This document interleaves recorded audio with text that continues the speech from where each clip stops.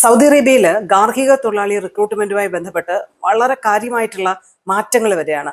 ഇത് സംബന്ധിച്ച കരട് നിയമത്തിലാണ് വിപ്ലവകരമായിട്ടുള്ള മാറ്റങ്ങളും കാര്യങ്ങളും ഒക്കെ ഉൾപ്പെടുത്തിയിട്ടുള്ളത്.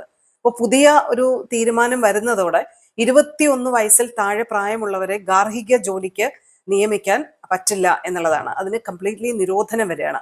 തൊഴിൽ കരാറുകള് അറബി ഭാഷയിലായിരിക്കണം. ഒപ്പം തൊഴിലാളിക്ക് മനസ്സിലാകുന്ന അവരുടെ മാതൃഭാഷയിലുള്ള വിവർത്തനവും ഉണ്ടാകണം എന്ന് പറഞ്ഞിട്ടുണ്ട്. തൊഴിലാളിയുടെ പ്രൊഫഷണൽ കഴിവും പെരുമാറ്റവും വിലയിരുത്തുന്നതിനായി 90 ദിവസത്തെ പ്രൊബേഷൻ കാലയളവ് ഉണ്ടായിരിക്കണം. ഈ ഒരു സമയപരിധിയിൽ തൊഴിലുടമയ്ക്കും തൊഴിലാളിക്കും കരാർ റദ്ദാക്കാൻ നിയമപരമായിട്ടുള്ള അനുമതി ഉണ്ടാകും എന്നാണ് പറഞ്ഞിട്ടുള്ളത്. ദിവസേന ജോലി സമയം 10 മണിക്കൂറിൽ കൂടാൻ പാടില്ല. ഓരോ 5 മണിക്കൂർ ജോലിക്ക് ശേഷവും ചുരുങ്ങിയത് അരമണിക്കൂർ വിശ്രമം നൽകണം. തുടർച്ചയായ 8 മണിക്കൂർ രാത്രി വിശ്രമം നിർബന്ധമാണ്.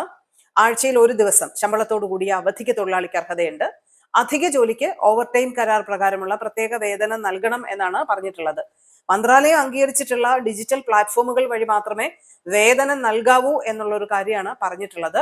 മെഡിക്കൽ റിപ്പോർട്ടിന്റെ അടിസ്ഥാനത്തിൽ വർഷത്തിൽ 30 ദിവസം വരെ ശമ്പളത്തോടു കൂടിയ രോഗാവധി സിക്ക് ലീവ് ലഭിക്കാനും തൊഴിലാളിക്ക് അർഹതയുണ്ട്.